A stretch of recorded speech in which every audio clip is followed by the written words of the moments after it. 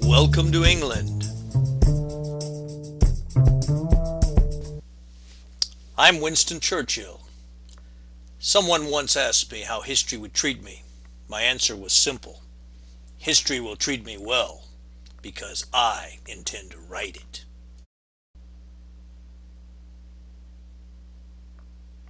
Let's talk some history. In 1811, General Harrison went out into the American West and fought a battle at Tippecanoe. Tecumseh, an Indian chief, was putting together an Indian confederation, and this was a serious threat to Western settlement. Harrison burned down Prophetstown, and the Battle of Tippecanoe that resulted proved that the Indians were actually being armed by us, the British. The Napoleonic Wars that resulted from France's Revolution caused the British to equip and man a huge navy. To man that navy, they had to go and impress ships and sailors, which was legal in the British Empire. The problem was, in many cases, they went after American ships and sailors.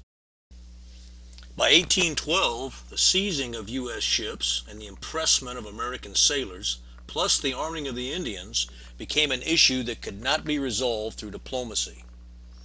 These issues, coupled with the desire of some Americans and the Warhawk Party to invade and annex Canada, resulted in a U.S. declaration of war on Britain in 1812. Declaring war on Britain in 1812 seems to have been folly. The British had the largest navy in the world, while America just had a few super frigates. The American Army was also not of any significant size, as it was mostly militia units. Fortunately, the British were tied up fighting Napoleon and could not concentrate their resources against the United States. The War of 1812 was fought at sea, on the Great Lakes, and along the Canadian-U.S. frontier. The first year of the war saw a couple of successful frigate actions, making famous the frigate Old Ironsides or the USS Constitution.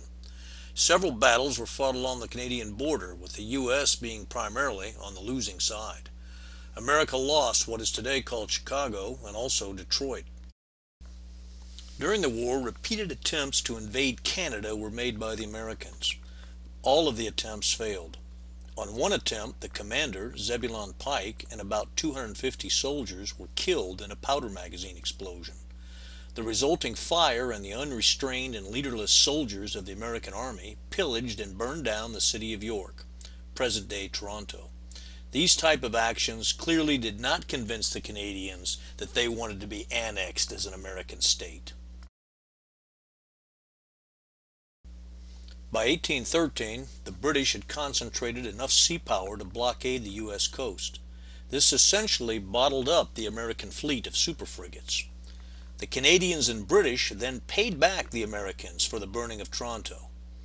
They burned Buffalo and also the capital, Washington, D.C. All of the government buildings, including the White House, were torched by the British Army. Other key events in the War of 1812 were the Battle of Lake Erie, where Commodore Perry won a great victory, stating, "We have met the enemy and they are ours." After Lake Erie, the Army was able to recapture Detroit. At the Battle of the Thames, the great Indian chief and warrior Tecumseh was killed. The American national anthem was a product of the war. Francis Scott Key penned the tune while watching the British try to capture Baltimore Harbor. Fort McHenry, built by the graduates of the U.S. Military Academy, was too tough for the British, and the assault failed. And when the battle was over, your flag was still there. The war ended in 1814 on Christmas Eve, when a treaty was signed in Ghent, Belgium. With communications being poor, not everyone knew the war was over, so the final action at New Orleans was actually fought in 1815. Jackson took a little bacon and took a little beans, and he fought the bloody British at the town of New Orleans. Well, why did the war end? Basically, neither side won. America failed to annex Canada, but did gain back Detroit and Chicago, so the border remained intact. But the American Navy, while winning a few ship-to-ship actions, was never able to beat the Royal Navy. The war ended by mutual consent. America was no longer worried about the Indians, as they had killed the great Indian leader Tecumseh.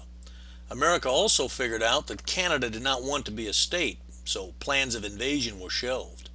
The English also gave up on taking American ships and sailors, mainly because the Napoleonic Wars had temporarily ended with Napoleon's defeat and abdication at Leipzig. So the reasons for the war simply went away. Winfield Scott became a rising military star during the war with his great victory at Chippewa. Scott would rise to become the most prominent figure in American military history between the War of 1812 and the Civil War. Harrison, with his campaign slogan of "Tippecanoe and Tyler too," would eventually win the presidency, but die of pneumonia after only a month in office, making his VP Tyler the new president. The victor of New Orleans, old Andy Jackson, or Old Hickory, would also rocket to fame and become a future president of the United States. At this point, you probably want to learn more about the War of 1812. The instructor has put in a number of film clips to illustrate the war. Click on the link in the matrix below my character and view the film. Films with a red asterisk are of particular interest if you have limited time. The material in the films is also covered by the textbook. Well, it is tea time. Mine's a bit stronger, as I will add some kick to the mix. Then I have some more history to write concerning the great things that I accomplished.